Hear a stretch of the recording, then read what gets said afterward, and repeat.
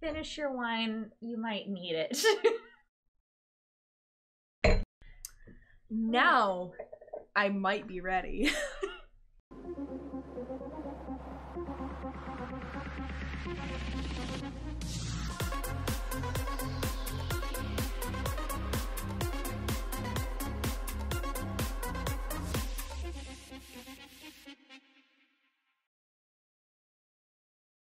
Hi everybody, it's Legend Wings again, back with my friend Kaylee. Hi guys. And we're here for part 3 of reading Modelland. It's a really good book, we promise. So last time we just got done reading chapters 3 and 4, and basically all I remember from them is that a smize was obtained and girls talk about their periods an obsessive amount of the time. So that's, I think, where we're just gonna start and hop right into chapter 5. Alright, chapter 5. Smacking into mirrors. Please tell me they get thrown in like a mirror maze. I really hope this is a mirror maze episode. This would be marvelous. A few minutes later, Tuki stood in the doorway of the bedroom she shared with Miracle. She was trying to enter the room, but a pile of leotards blocked her way, as well as a pair of toe shoes, 2 pairs of jazz shoes, and 1 stray sandal. Wait, so we don't have a weird, like, narrator overview in this? No, we don't! I'm disappointed there's not continuity, because now it just looks weird. Right, we get in that, the previous one. We get that M break apart later in the chapter. Why? But it doesn't exist. Like, we don't get the narrator. Is it back in the... Yeah, you get the narrator right again. Next chapter. At least make it consistent! She didn't have anything to say about this. She was very going on the nose. No need to mess around in this chapter because we're gonna get straight down to business. Let's get down to business. Okay. Sorry, continue. A long piece of duct tape bisected the room, separating Tuki's side from Miracle's, but it made no difference. Miracle's mess had invaded every corner in the same way mildew grew on tub tile. Dirty clothes were piled on the floor. Makeup trays and brushes and used cotton balls and a pair of dirty socks lay strewn about Tuki's otherwise neatly organized dresser. There was a sweat-stained leotard on Tuki's pillow. Ample cupped bras that certainly didn't belong to Tuki were draped across Tuki's carefully made bed, and torn-out pages from Modelland magazines were scattered across the floor like leaves that had fallen from a fashion tree. Tuki tossed the bras, 3 pairs of dance shoes, and a variety of necklaces, bracelets, and leg warmers off her bed and onto Miracle's side of the floor. Every evening, Tuki flung Miracle's junk to her side, and every afternoon when she came home, it had all migrated back to Tuki's side once more. Tuki slumped down on her bed. Miracle is walking on the day of discovery with a smize, she thought once more. She wasn't sure why it bothered her so much. Everyone in her class was walking. Abigail, Zizi. The image of Zizi and Theophilus kissing in the hall flashed in her mind. She closed her eyes and clenched her fists. If only Zizi hadn't come up when Tuki and Theophilus were having their moment. I'll murder you. I shall murder you all. Had Theophilus really spoken to her? Would she ever get a moment like that again? She closed her fingers around the newly defective TOOKE button. This piece of Theophilus fit perfectly in the heart of her palm, the metal pin cold against her dry skin. She gazed at its lacquered message. Tuki. Theophilus. Oh, Theophilus, Tuki swooned. Oh, you're so beautiful. Oh, look at the way the rose petals just flutter when I see him. She closed her eyes and licked her lips. Your salted caramel eyes, Theophilus. Just like picturing her licking his eyeball right now. Just licked her lips, followed up with salted caramel eyes. I'm like, Oh no. Sorry to break the moment, guys. I had to kind of break up that, that erotic charge right there. She imagined Theophilus right in front of her. She leaned toward him, her eyes closed, her lips caressing the air. We can call our boy too good. Hang on. I can do this.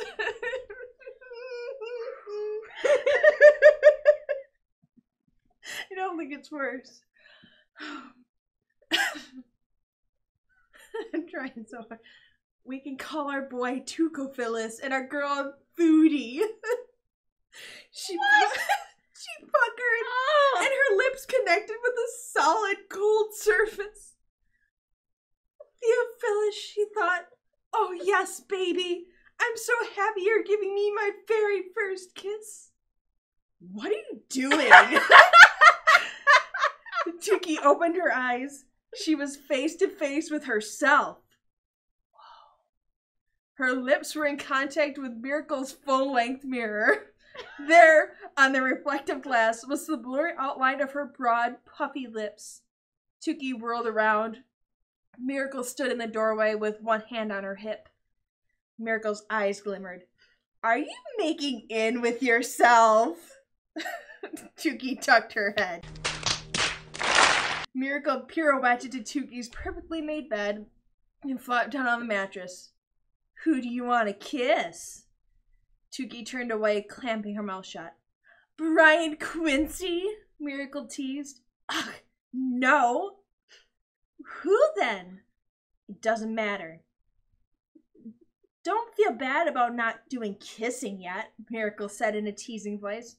It feels like a little wormy man is curling your mouth anyway. What? It does not say that. What? It feels like a little wormy man is curling your mouth anyway.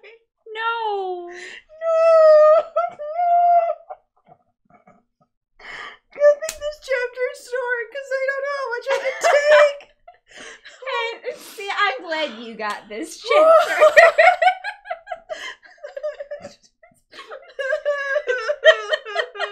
A wave of humiliation rushed through Tuki.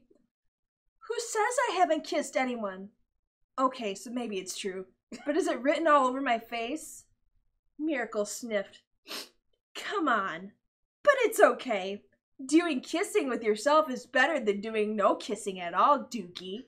She giggled a little as she left the room, managing to drop a cardigan sweater, a tab shoe, and several gum wrappers on Tuki's side as she left. This is where we have the M break now, for no apparent reason. But maybe it'll become apparent to us. For Modelland? M for... Yeah, it usually appears after... In the same font as the title. Yeah, it usually appears after Tyra does her narrative thing. But now it's just kind of in the middle. But maybe this is Tyra talking. It's probably not, though. Maybe it's whenever it's to show passage of time, and this one didn't have any passage of time. It could be.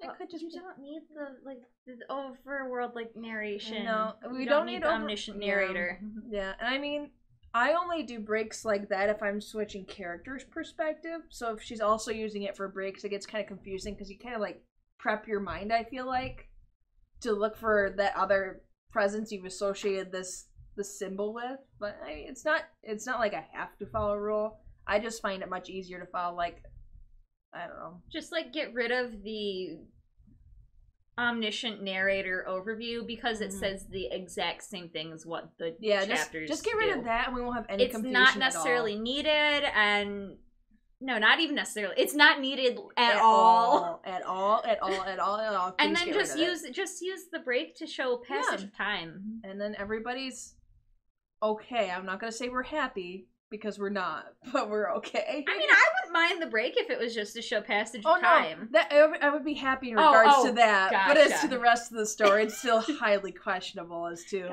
how I'm going to feel out on the other end. So, Tuki's eyes popped open. Cold, chipped tile pressed against the bottoms of her feet. Icy wind gushed around her flannel hand-me-up pajamas. She wasn't in bed, as she was supposed to be, but standing in the doorway between the kitchen and the living room. How did I get here? Desmond the Moon Bear. How did I get here? She couldn't remember turning the knob of her bedroom door, walking down the stairs, or padding through the hall. She then looked into the dark room in front of her and gasped. Balanced on one hand in the center of the living room's tattered carpet was her father, clad in a colorful unitard. His waist twisted in the air, his legs were bent at an awkward angle, his muscles strained and shook. An empty bottle of tater mash, a colorless distilled beverage imported from Kremlingrad. From what? Tater mash, an empty bottle of tater mash, a colorless Kremlingrad from the Kremlin, but Kremlingrad. From Kremlingrad. It's a pun, I'm sure, but I don't get it. So it's saying like it's a Russian drink because like you have Stalingrad, Leningrad. Oh, see now I think it's clever, but I had to have it explained to me. I like it better than the other names. Right. I'm just gonna take a stab in the dark that's gonna fly over any other 15-year-old's head. Because as a 24-year-old not understanding that reference, it's not good. Okay. Lay tipped over on the floor. Next to it was a faded photograph of the incredible Kris Kreem Crobat, otherwise known as Christopher de la Creme, because we hadn't already established that last chapter. In the photo, Tuki's father still possessed both of his green eyes, and he didn't have the couch potato punch. Tuki ducked behind the wall. When she was much younger, she'd assisted her father during many of his acrobatic practices. He'd even told her, lovingly, that they made a good team, and she had attended many of her father's performances with the Cirque del Sol troupe. It's not Cirque du Soleil. It's just Cirque del Sol troupe. Before his tragic accident. She could still remember that day in almost perfect detail. The sparkling gold cover of the programs, the plush red velvet seats, the set-your-mouth-on-fire taste, the bag of Gouda and habanero-flavored popcorn, and the sharp 5-foot swords that pointed skyward all along the perimeter of the stage. Uh-oh. Yeah. Uh-oh. Uh-oh. 3 tumblers juggling fire with their tongues while jumping on humongous translucent trampolines. Yeah, I read that right. 3 tumblers juggling fire with their tongues while jumping on humongous translucent trampolines suspended over the audience had been the first act. Are they juggling and fire breathing and jumping on what are the trampolines? They're tumblers. So they're bouncing on trampolines. So they're like acrobats. And they're breathing fire at the same time, I think is what she's getting to. That's talent. That's pretty darn impressive. Pretty good. I wish I could do that. I'm not gonna try. Don't. But I kind of wish I could breathe fire like that. Next was a group of 10-year-old girls, contortionists who had backflipped into deep, hot pink dyed swimming pools full of crocodiles. And then the lights had dimmed, and mysterious music filled the air. A single spotlight shone down on Tuki's ripple-bodied father, the headlining star of Cirque du Sol. Tuki had swelled with pride as her father looped and danced and climbed a dental floss thin wire. Jeez. Her father, the mighty Kris Kreem Crobat, was going to execute a new move that evening. Cirque del Sol had billed it as the first time any human had ever attempted such a feat. Mrs. de la Creme was full of pride that evening, too. However, right as Tuki's father had reached the 7th-story landing on the stage, Mrs. de la Creme pulled out her mirror to add a bit of wrinkled redux to her tanned and hideously lined face. "I want to look my best when the cameras all turn to me after his feat is done," she murmured. But the mirror caught a beam of light that shone right into Kris Kreem Crobat's eyes, momentarily blinding him. In a panic, he lost his footing and fell 7 stories. Most acrobats would have had extensive injuries or even died. But not Tuki. Most people would die after falling from 7 stories. Yeah, but not Tuki's nimble father. He tucked his body and landed smoothly on his upper back, propelling himself forward into a smooth tumble. I still think you would have broke your neck, but cool. The audience erupted into cheers. Chris Krem-Crobat then arced upward to stand from his backbend and face his adoring, applauding, whistling, screaming fans. Ever the devoted showman, he thrust himself forward into a deep bow, impaling his eye on one of the 5-foot swords at the perimeter of the stage. Oh no! Oh, that makes my eyes hurt. Also, though, this is an interesting, like, is this a lesson or like a theme of how being obsessed with your own beauty might have dire consequences, might end up being very dangerous to the people around you with your obsession. Right. I don't know. Obsessions are bad. Stay humble, be kind, that sort of thing, I guess. I'm guessing it's all kind of leaning towards that, but I feel like that wasn't That's really... just very unfortunate, though, that happened. I feel like that was in there just for the comic appeal and not necessarily for teaching us a lesson, because... No. Oh, that's very unfortunate. It's very... This poor unfortunate soul. To those poor unfortunate souls. Tukey had wrestled past the security barricade and run to the stage. Pools of her father's blood splattered the stage floor, along with pieces of flesh. And there, staring up at her, was her father's eye. Disembodied, lifeless on the stage floor, gazing at Tukey accusingly, as if asking, why? In the days that followed, Tukey was afraid her father would die.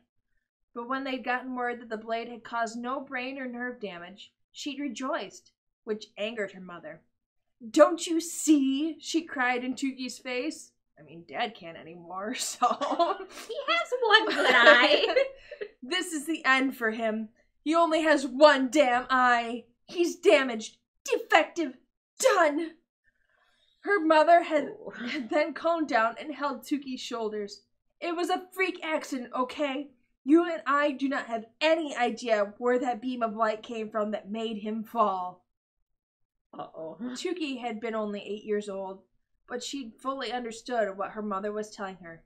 Forget what happened. Tell no one. Tukey let out a loud sniff, caught up in the memory. Mr. De la Creme's head shot up. His good eye squinted into the dark kitchen. Who's there? Tukey bit down on her bottom lip and didn't move. I said, who's there? Tukey slowly padded into the hall and showed her face. Mr. De la Creme ran over to the couch, tore open the packaging of a new chenille blanket, and quickly covered himself with it. What the? I'm sorry, Daddy, Tukey said. I was sleepwalking again. You scared the hell out of me, girl, he slurred. Tukey backed slowly away. She pointed at the photo on the floor. You doing your old routines? She asked. You're still really good. Mr. De la Creme harumphed. In some quadrants, spying on people is punishable by death. But as he ducked his head, Tukey saw a tiny smile flash across his face. You want me to spot you? Tukey asked.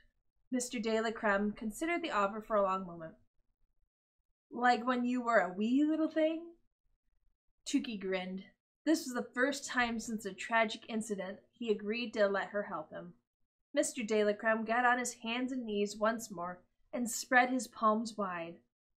All I need you to do is watch. For 2 things. 1, if it looks like I'm going to fall, you gotta warn me before I do, so I can right myself. 2, watch out for that mean mother of yours. Understood? Absolutely, Daddy, Tukey said.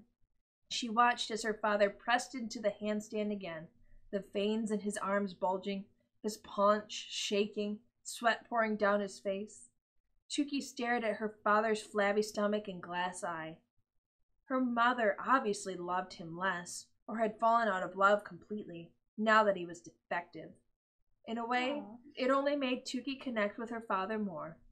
They were two defectives in a world that was obsessed with perfection. Suddenly, her father let out a groan and tipped over. Tukey jumped out of the way to avoid his heavy falling legs, which nicked the coffee table. "What the hell, girl?" he roared. His face had flushed as red as a spit-polished apple. His hair was streaked with sweat. "Why weren't you paying attention? Why didn't you tell me I was out of position?" "I'm sorry," Tukey cried, instantly regretting her daydreaming. "I promise it won't happen again." Her father stared at her for a moment, carefully examining her. A startled, disgusted expression flashed across his face, as if light had flipped on inside his head. It was a look Tukey had seen before, but one he'd never explained. "Just go, for all of us," he said, waving her away. Tukey's feeling of being needed was replaced by an emptiness that now burned deep inside her. She resisted the urge to plead with her father, and instead turned away and went back to bed. Aww, poor Tukey. Okay, she didn't do her job, but dude, Well, maybe he's shouldn't also drunk. you shouldn't do drunk headstands. I'm not saying I can speak from experience, but I feel like that's not a good idea either. So, Hang on, I have to figure out how to read this chapter title. All right. all right, kids. Chapter 6. Stunning statuesque strobotonic stars with stupefying stratospheric struts. Chapter 6. Good job. Now it's time to dish about Lidorno, darlings. The most desirable quadrant in all of Metopia. Sunny skies, pleasant 78-degree temperatures at all times, except on the beaches, where it's a wonderful 85. Warm, sweet-smelling seawater, low humidity without a cloud for miles, and when you breathe in, you inhale only fresh, crisp, unpolluted air. You want to live in this place, right? You and the rest of the world, darling. See, bliss comes with a price in Lidorno. Only the richest and most successful Metopians get to live there. But how do you qualify to reside in Lidorno? Well, the Quadrant's Council puts you through a series of privacy-invading tests to prove your worth. Oh, they'll scour your bank accounts, examining every purchase. They'll interview your friends, your family, your employer, even the gentleman at the newspaper stand from whom you buy your Moneyed Metopian magazine every week. They'll visit your house and check the labels on all your belongings. If they discover a knockoff handbag, stamp a big red denied on your Lidorno residency application. If they notice that your prize Pekingese doesn't have the perfect pedigree, stamp denied. One thing to know, though, is that there's a sect of people that does not have to be subjected to Lidorno's sadistic entrance challenges in order to be allowed to live within the Quadrant's guarded gates. And who might that be? I'm sure you've guessed it by now. Let me clue you in. The names of these sacred souls begin with I and end with Ella. Okay. And guess what? We're just about to sneak a peek at a few of them. 7 of them to be exact. What? 7. Isn't that like 7 of them? it's Yeah, 7? it's Like, like- I get she's trying to say 7, but 7. that's But she's like I don't emphasizing know. it without capitalizing, I think. But it's the number, once again, in case you can't remember, you don't remember from the first episode, that's the number 7 with the word 7 put together. Yep. Which is also a noun. And it's not being used as a noun or Yeah. it's being used as a number, and it's weird. Yep, I dislike. 7. Well, weird. It was established don't as like a it. noun, and now it's being used just as the number. As the number. I don't like it. All right. The following morning, Tukey slumped in the back of the family car as her mother pulled into a space at the Sapphire Esplanade? Sapphire Esplanade? Esplanade. It's probably Esplanade. That sounds fancier. Esplanade. We're gonna go with Esplanade. pulled into a space at the Sapphire Esplanade, Ladorno's premier mall.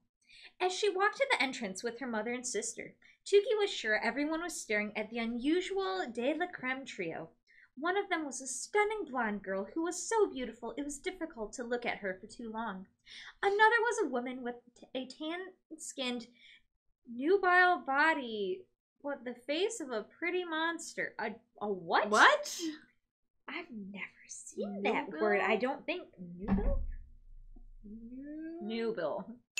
Of a young girl or young woman, sexually attractive, sexually mature, suitable for marriage. Another was a woman with a tan-skinned, nubile body, but the face of a pretty monster. And the third was a gangly girl with gargantuan hair and googly, mismatched eyes. Tukey often noticed how people stared at them, perhaps wondering whether they could possibly be related. It was as if when her parents' DNA replicated at conception, all these subpar defective strands had fused together to make Tukey. The Esplanade contained every high, medium, and low fashion store imaginable, as well as a butterfly sanctuary and an entire wing dedicated to beauty products. Today it was brimming with shoppers, many of them dressed in T-Dod-themed gear. T-Dod posters covered every available surface. An enormous screen on the exterior wall showed days of discovery from years past, with thousands of girls walking frantically in Ladorno Square. "Come on," Mrs. Delacreme said, dragging Miracle and Tukey through a set of automatic doors. Tukey inhaled deeply. One of her favorite parts of the Esplanade was the smell, a jumble of parfums and eau de toilette. Yeah, eau de toilette. Eau de toilette. Fountain chlorine and a variety of ethnic cuisines from the 106 restaurants scattered among the stores. Holy cow. If she had had her way, she'd sample barbecue sauces from the food court while her mother and Miracle haggled over the perfect T-Dod dress. T-Dod pandemonium assaulted them immediately. Hundreds of mothers and daughters pawed frantically through the mall, their foreheads beaded with sweat, the bags heavy under their eyes and on their arms. These lower floors of the mall near the main entrance consisted of bargain basement seconds and clearance outlets. Mrs. Delacreme pulled Miracle and Tukey up 6 escalators past the mid-fashion floors to the top level, straight to the Jerk flagship store, which carried couture frocks designed by Jeremy Jerk, the most lauded clothing artiste in the world. He refused to design any apparel but dresses. The store was packed to the gills. Everyone spoke at once, their high-pitched voices mixing in the air and sounding like a squawking flock of wild geese. Dresses lay helter-skelter over the racks, on the counters, and on every inch of the floor space. Feathered dresses, sequin dresses, tiered, bustled, and ruffled dresses, dresses with sweetheart necklines, dresses with one shoulder, off the shoulder, strapless and open-back dresses, halters, A-lines, and asymmetrical dresses, sundresses, and cocktail dresses. Get on with it. Yes, get on with it! Prom dresses, ombres, metallics. A few girls ran around the department with 3 dresses on their bodies at the same time, for fear their final pick would get snagged by someone else. Okay, 99% of that was unneeded. It was so unneeded because all kinds of dresses. I get that you're emphasizing all Do kinds like of dresses. one of those lines, But yeah. and it would be fine. 1, 2, 3, Oh, boy. 4, 5 lines. Oh, it's of only it. 5, so she's Okay. fine. But It still, wasn't that's 6. like a hefty paragraph right there. Jeez. "This is the perfect one!" one girl shrieked, holding a pale lavender frock in her hands. The girl's mother pushed a ruched red dress into her hands. "Look, Genevieve, I know what's best for you. The day of discovery. I was Miss Metopia 26 years ago. Hello, Amid all the noise and the tussling, Tukey felt a pang of longing. Normal mothers helping their normal single color-eyed daughters. Their single color-eyed daughters. Okay. Oh, gosh. A lot of people have 2 different colored eyes, and that's like not that big of a deal. I feel like she's blasting it to this other level. Like, yeah, it's unusual, but she's like treating it as if she's being. I mean, maybe she's being ostracized because she has different colored eyes, but like, Like, that's cool. Whatever. He thirsted for a drink of it. Mrs. de la Creme and Miracle pawed through the dresses, clearly on the hunt. Miracle pulled out a short green fringed frock. Too flapper, Mrs. de la Creme deemed, wrinkling her nose. Next, Miracle held out a crushed velvet dress with black sequins and a tuxedo-like white front with ruby buttons dotted down the center. Mrs. de la Creme shook her head. Are these dresses for the day of discovery or the cabaret? What kind of dress are you looking for? Tukey ventured, trying to be helpful. The rack let out an ear-splitting screech as Mrs. de la Creme threw a score of hangers to the floor. Something very specific. I'll know it when I see it.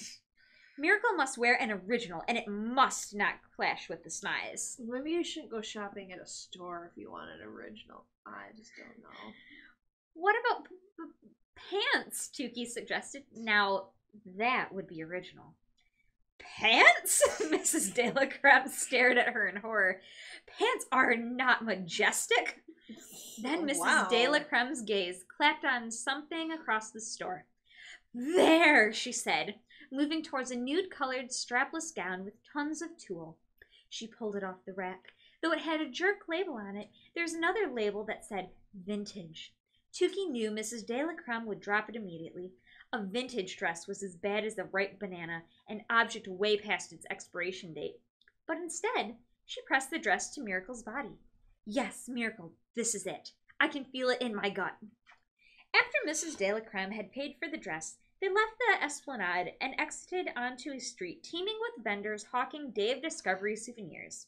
One was a cart dedicated to t-shirts, hats, and a variety of trinkets bearing the Where the Hell is Ciel slogan Tukey had seen on the sidewalks on her walk home.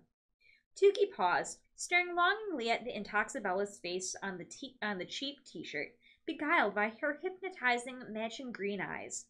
Ciel was the only Intoxibella in history to grace the cover of Modeland magazine 12 times in a row, every month for an entire year. There were 6 top cosmetic brands in the world, and Ciel had contracts with all of them simultaneously. One season, all of the designers during L'Adorno Fashion Week had decided to have Ciel be their only model. Ciel starred solo on 82 runways that season. So where had she gone? The shady vendor eyed Tukey. Hey there, funny-looking girl. Want to buy a piece of Ciel? Like a body part piece of Ciel? An ear, maybe a matching eyeball for her or something. I don't know. Tukey turned away nervously. Then she noticed someone familiar sitting on a bench only a few feet away from the mall's entrance. A man she'd seen on her walks home from school. He had a broad football player's shoulders, but today he was so drooped over that his body made a shrimp shape on the bench. Just disappears. Just curled over. His skin was faintly wrinkled, and his root beer brown eyes looked sad. He mumbled softly to himself, just like he always did, and held on to the laces of an enormous, battered wingtip shoe slung over one shoulder. The shoe was why Tukey had given him a secret nickname, Wingtip. Wingtip's head shot up. His eyes met hers for a brief second, suddenly clearing. Tukey froze. She wasn't used to being seen. A disgusted snort sounded to her right. Ugh, what riffraff they allow into L'Adorno. Mrs. de la Creme scoffed, sneering at Wingtip. She pinched Tukey's arm. What have I told you about making eye contact with the demented? Turn away. He's dangerous. Wow. Tukey shrugged. Wingtip didn't seem so dangerous to her, though the fact that he spoke to himself did frighten her a bit. Lizzie spoke to herself too, but only during her episodes, the moments when she went far, far away to a scary place in her mind that Tukey couldn't enter. She snug a glance back at Wingtip, at his threadbare suit, his crusty clogs, his sad smile, and the single shoe slung over his shoulder. He was still looking at her, too. You all right? He asked. Tukey's jaw dropped. Now he was speaking to her? But before she could say anything, a boom sounded, echoing off the tall buildings. A brisk wind stirred, whipping Tukey's hair into super expando mode and fluttering her skirt. Tukey peered into the sky. It had suddenly darkened, as if a storm was gathering. The clouds weren't black, though. They were golden. Ooh. Oh my God, Tukey whispered. Golden clouds could mean only one thing. Everyone turned and gaped at the mountain in the center of town. It's the Eye of Sauron. I believe you mean the Eye of Tyra. It's the Eye of Tyra. All at once, huge waves of the mountain's golden fog began to vanish, and beams of golden light that transformed to golden shadow. Beams of golden light that transformed to golden shadows cascaded down the ridge and swept over every street. What? Golden shadows are brown. Tukey heard a soft, alluring giggle in her ear. She felt a swipe of satin brush up against her arm. The smell of blood oranges filled the air. Oh. It's happening, a woman yelled, rushing out of the mall. The shadows, cried a man who'd been washing windows on a high platform. The fog on the mountain had completely evaporated, revealing the top of the mountain, which glowed like a metropolis at dusk.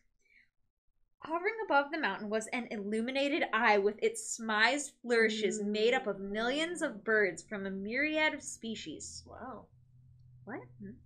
There's birds flying around the eye making those feather-like things. Okay. The eye show thingies. Tukey had seen the phenomenon before, but never this close. A sleek yet enormous hand of smoke looped around the entire mountaintop and proceeded to spell the word with its white plumes of smoke. M-O-D-E-L-L-A-N-D.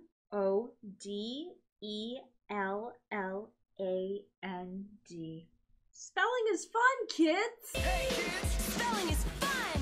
Everyone spilled out onto the sidewalk to watch the spectacle. Cars stopped in the middle of the street, the drivers gawking out their sunroofs. An elevated train halted in its tracks. All the passengers stared out the windows, their mouths open. I see I have your attention, boomed a familiar Gaudian accented voice. It seemed to be coming from the sky itself. God? God? Are you there? Lightning bolt shot from... No, it's... Oh, lightning bolts. It must be Zeus. Lightning bolt shot from the letter cloud. No. Yeah, lightning bolt shot from letter cloud to letter cloud, turning them from white to red to blue to green to yellow.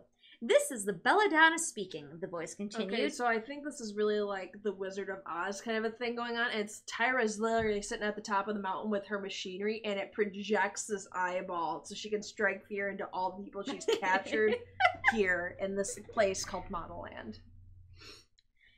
Everyone oohed and ahed. The Belladonna was the grand dame of the land. Dame? Would it be like the grand dame? Grand Dame of the Land. I mean, Dame is like a leader term, but it's spelled differently. Like, or that would be a Don. The Grand Dame of the Land. I mean, Dame is like a word for lady, so maybe the Grand Dame of the Land? That sounds weird. But I've heard like grand dame, right? Maybe not. I don't know. However you want to say it, let's roll with it. The Belladonna was the grand dame of the land on the mountain and the final decision maker about all candidates. The day of discovery is less than one sunset away, the Belladonna went on. And so, the time has come to present you with this year's newly minted 7-7. This is a glimpse at what your future might be, if you are so lucky, if you are so divine, if you're one of the most special girls in the world. Each and every girl on the planet has a chance to be one of the enlightened. Could it be you? Yes! Miracle screamed, jumping up and down in the parking lot. Clouds swirled in the sky. Lightning bolts danced and snapped. In a moment, you will lay your eyes upon this year's graduating class of Model Land, the grand voice explained. As you all know, only 7 girls graduate from Model Land each year, and those talented 7 join the ranks of the only famous people known throughout the world, the Intoxibellas. Intoxibellas. The word sent an uncomfortable shiver up Tukey's spine. They were so dazzling, so enchanting, so beautiful, so influential and magical that they were simply, well, intoxicating. The voice grew louder and louder. Without further ado, I present the stunning, statuesque, strobotronic stars with stupefying stratospheric struts, the 7-7. Please worship them as the Intoxibellas they have now become. Oh, jeez. Oh, alliteration. Oh, jeez. A swirl of smoke and blue fire swept around the bottom of the mountain and spiraled to the top. As it traveled, the swirl revealed a translucent three-dimensional image of a copper-haired girl with copper-colored eyes. Around her waist flapped her centura, the belt made of shimmering gold fabric that all the Intoxibellas wore. According to Modelland lore, centuras allowed Intoxibellas to activate their inherent power. Young girls all over the world wore replicas of them as part of costumes and dress-up games. Even Tookie had when she was 10 years old. Oh boy. Feast your eyes upon Evangelinda, the belladonna said over the cheering crowd. I think that's Evangelinda. So Evangelinda? Evangelinda, but it's not with like a G like I thought it would be. It's a J. Just to throw you off.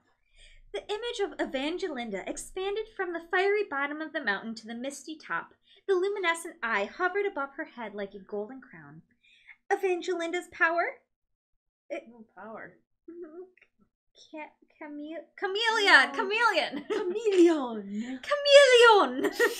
The belladonna explained. That is not an explanation.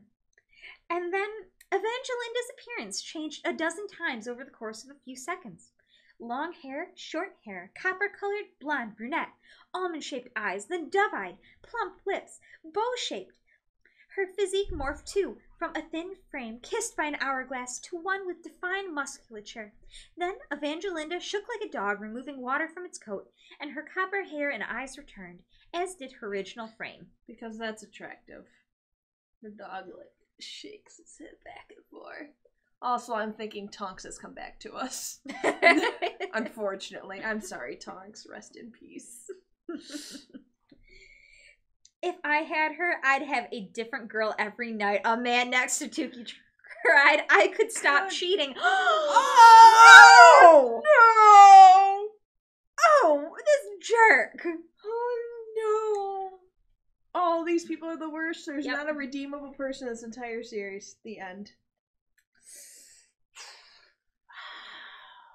I want to be just like all of her, a girl exclaimed. The belladonna's voice filled the air again. Next, meet Simone. The image of Evangelinda's shrank and the swirl of smoke and blue fire climbed up the mountain again, revealing another newly minted Intoxibella. This girl's hair was slicked into a chignon? Yeah, Chignon, and her eyes were a piercing ink black. Simone's power? Multiplicity. Good. Simone raised her arms and swept them gracefully through the air. Two identical Simones slid out from either side of her body, sending a chorus of oohs through the crowd. So she can use double team. She uses double team. Quick, Or Simone, like her use, shadow clones. use double team. Or shadow clones, however the hand motion goes. Each Simone made a unique pose before being sucked back into the original Simone. The spectators applauded thunderously, overcome with excitement. Tears of joy rolled down some of their cheeks. Tookie felt a shiver. This was the first time she had ever seen the Intoxibella ceremony in person, and it was even more magical than she'd ever imagined.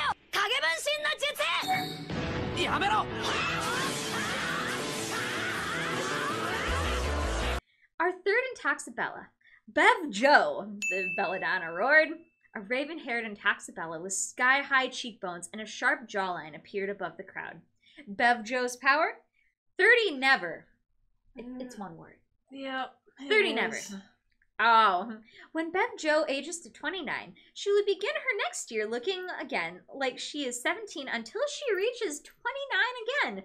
That cycle will continue until she perishes. So, I guess they must be, like, granted these powers, because how else would you know if she wasn't already, like, 29 and, like, look, she looks like she's in high school again. I mean, nice power. I mean, out of the options... Except you have to go back to 17. Yeah, out of the options, I'm still going for the chameleon, so I could just look 17 continually. Couldn't she just then, like, when she's an old lady, still just change her appearance and then go walking around as if she's, like, 20? It's fine. 21. Everything's fine. 21 30 so she never. can get into bars. I feel like 30 Never is a reference too. It's great. Right. But apparently this girl, it's not that she doesn't age, she just doesn't look like it. Because she apparently will die. Because the cycle will continue until she perishes. Until she perishes. Like it. Don't say Someone death. will be like, wow, you're like 89 and you look like you're not a day over 20. How'd you feel? And then she'll just keel over. She'll just keel right over there and then. It'd be great. A gray-haired woman on the ground made a face. She's so beautiful, she doesn't need it. Give me that power. It's wasted on her. Tell me about it, Mrs. De la Creme muttered, clutching the side of her precarious face. Precarious face? Yeah, like precariously. Maybe it's like precarious, like it's about to like tip over the edge and look right. old. Are we gonna go through all 7? Yes, we are. Don't you know? Because they're probably all gonna be pertinent later, but not.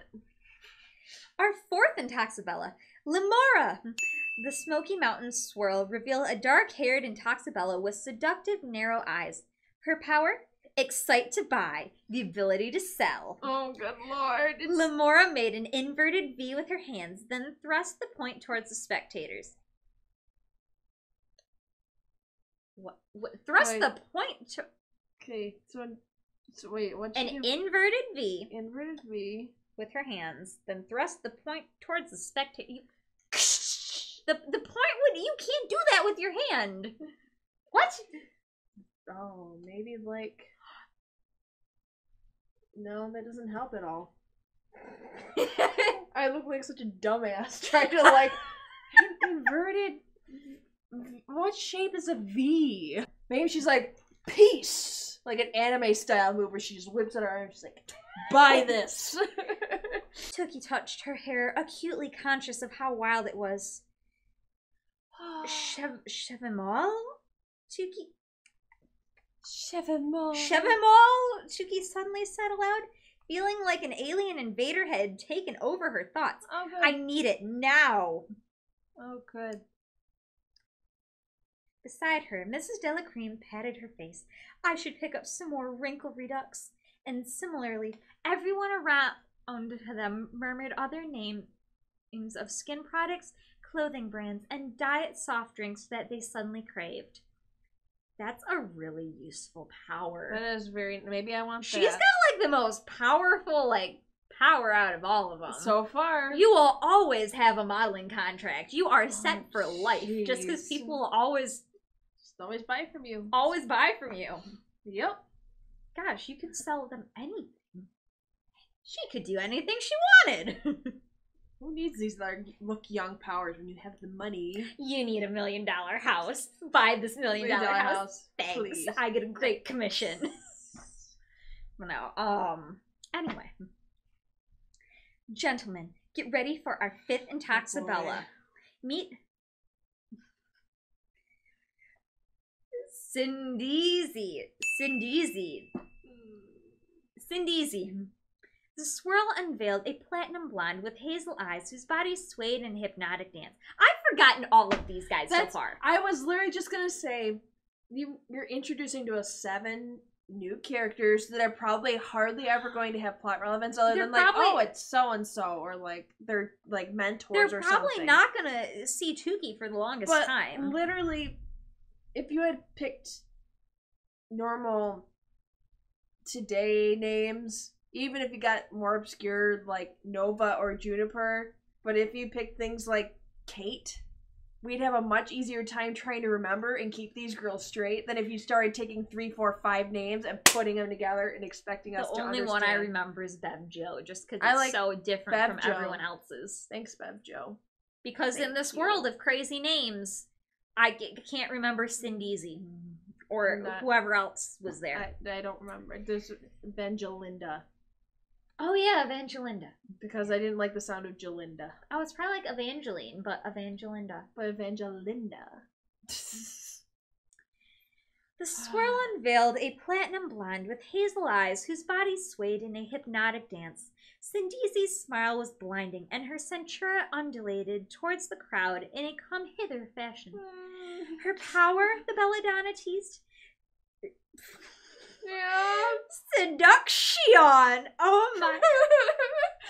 Spelled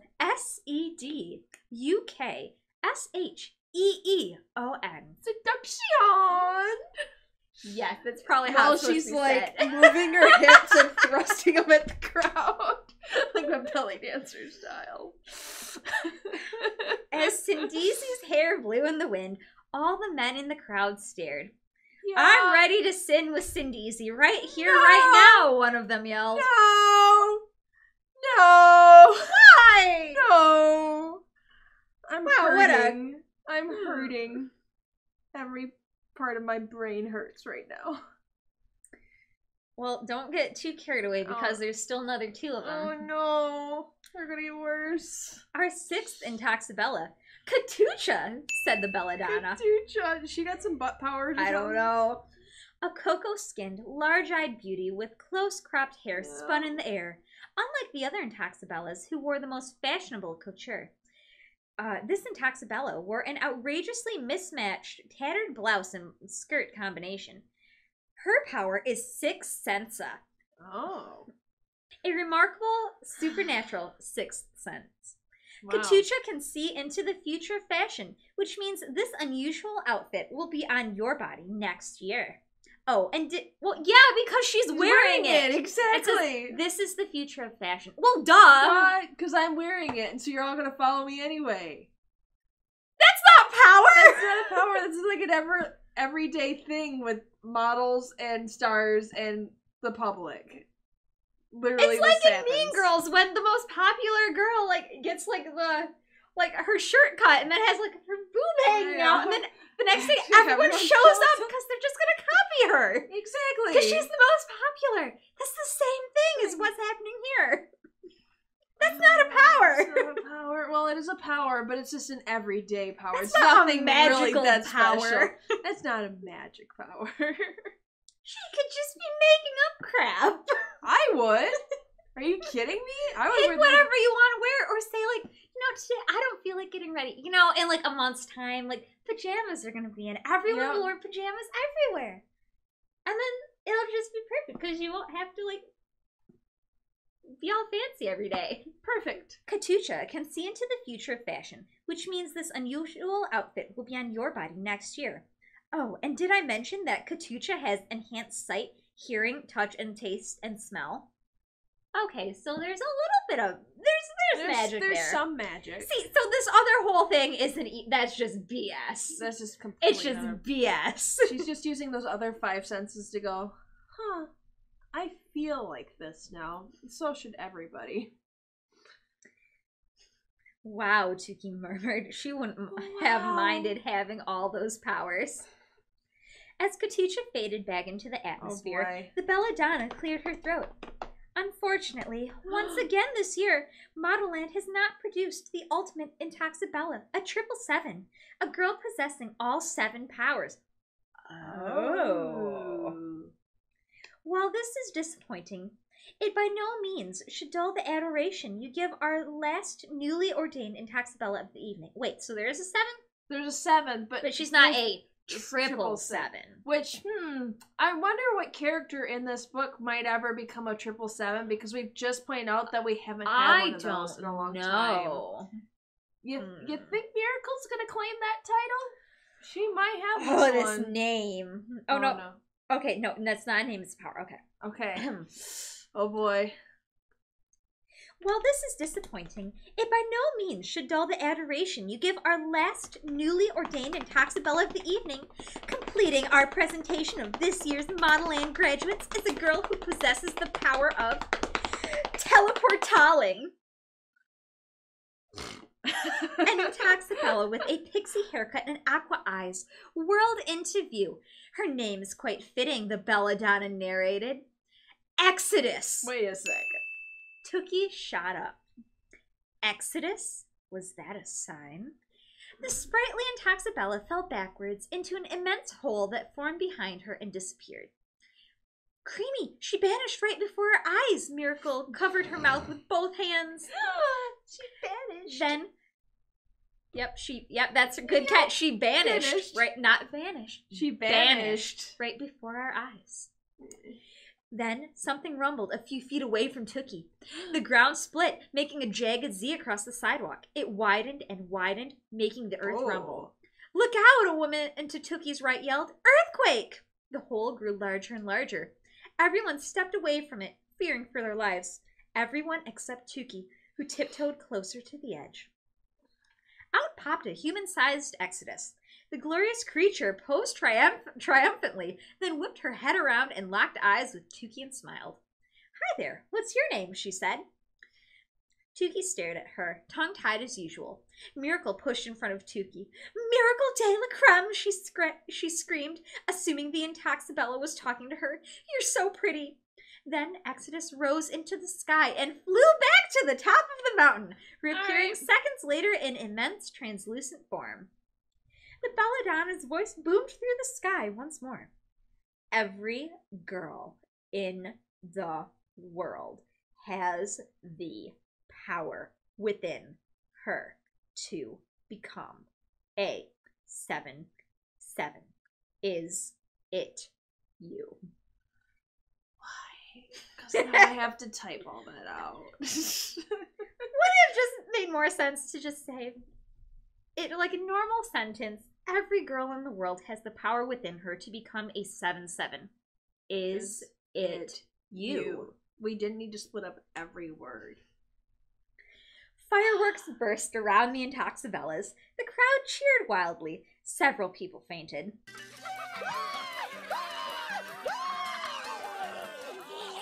Tookie suddenly caught a glimpse of blue behind a bench. It was 2 feet clad.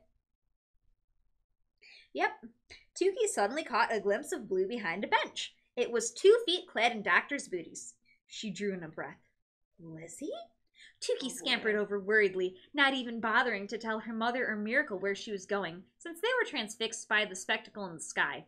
Lizzie was half hiding behind a bush, twitching wildly. Her eyes were rolling back in her head. "Lizzie!" Tookie cried, taking her friend's hand. "What are you doing here?" Normally, Lizzie didn't dare show her face in places so public or crowded. Lizzie just stared ahead into nothingness, not at all unlike Wingtip. Then she spoke in a drone Tookie had never heard from her, as if she was a medium at a seance. "They took her last night, by her feet. The burning continued throughout the night. They cut open her blisters and poured liquid metal into her veins." Lizzie then raised the cuffs of her pants, which were dragging on the ground, revealing feet that looked like they had been dipped in battery acid, with open sores that oozed pus. The area near her arches had 100 little cuts, ranged in straight lines, as if they were soldiers ready for battle. Ouch. Poor Lizzie! Ouch. My feet hurt now. What is going Ouch. on? "Lizzie!" Tookie cried.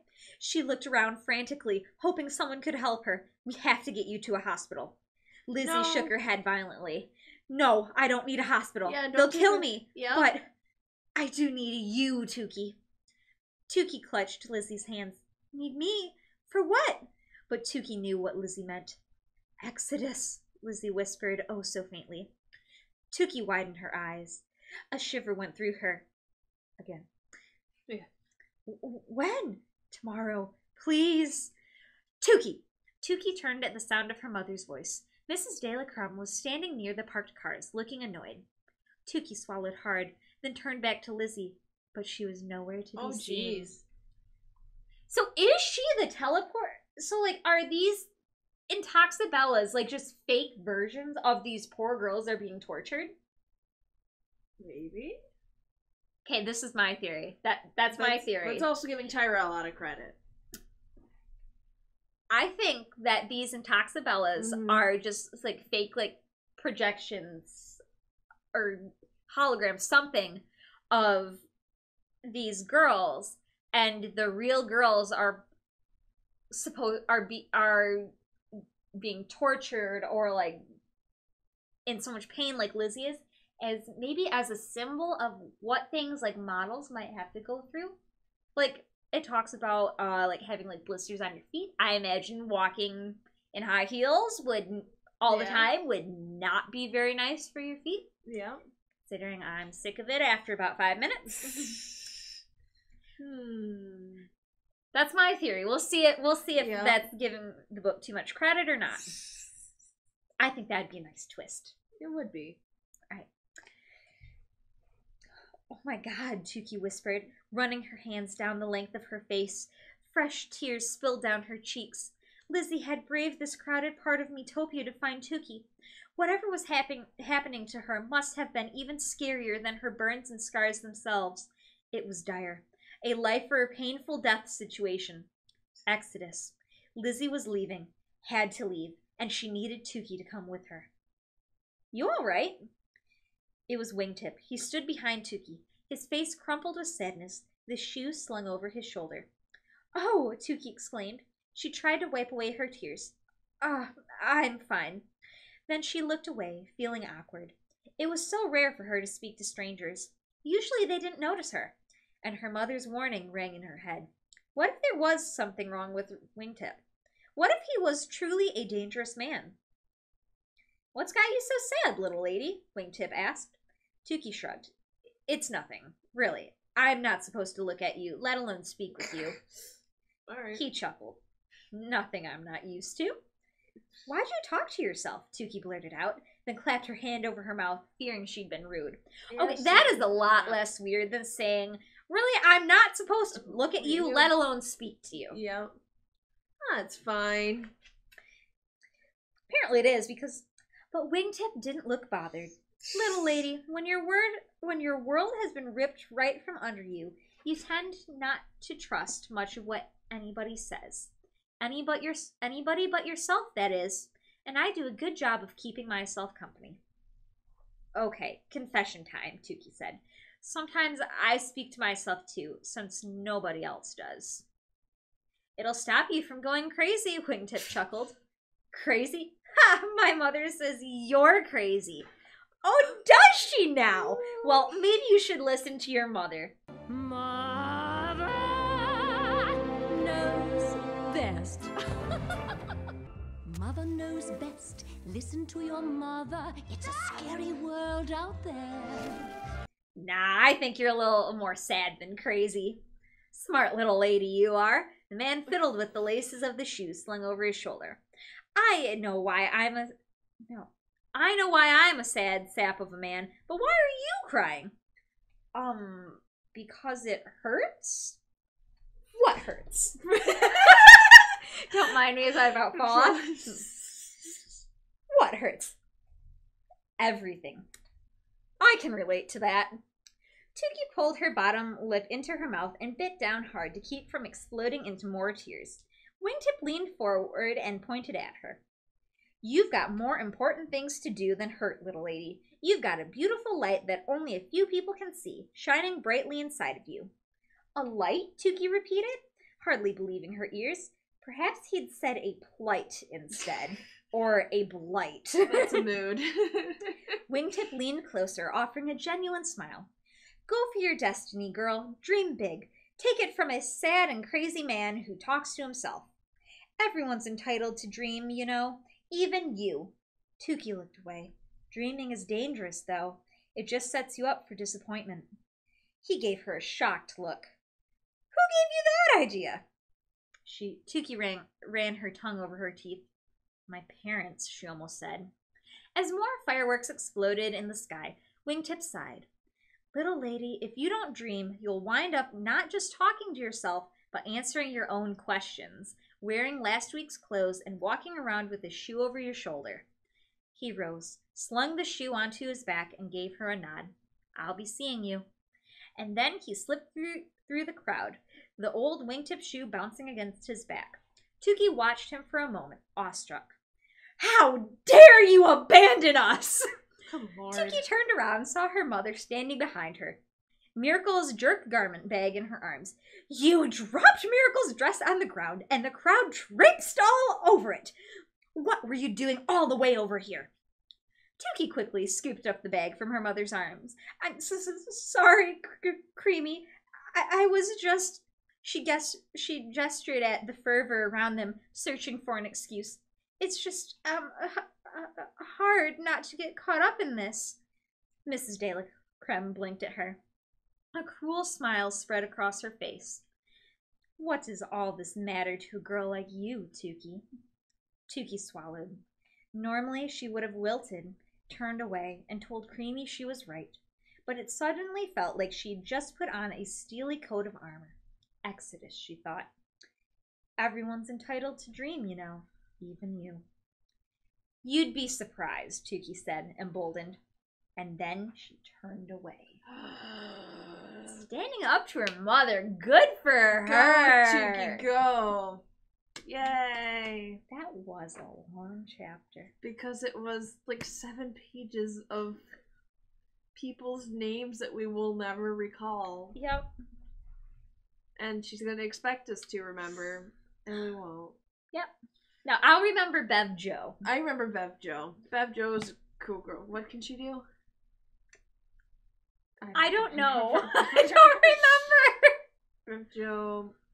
Oh, she was 30 Never. Yeah, that's She's what 30 it is. Yep. Never. Good memory, good memory. That's all I got. That's all I have for you. And then the Sin someone is the seduction lady. I don't like it. No, I don't like it. Yep. Well, that was a great chapter. That was fun. Well, so I think that's where we're going to leave off for today. So hopefully you all enjoyed that as much as we did. If you're liking the series so far, please let us know in the comments down below. And also be sure to subscribe so you can keep up with us as we continue this treacherous novel. As we struggle our way through Model Land by Tyra Banks. See you guys next time. Bye. Bye.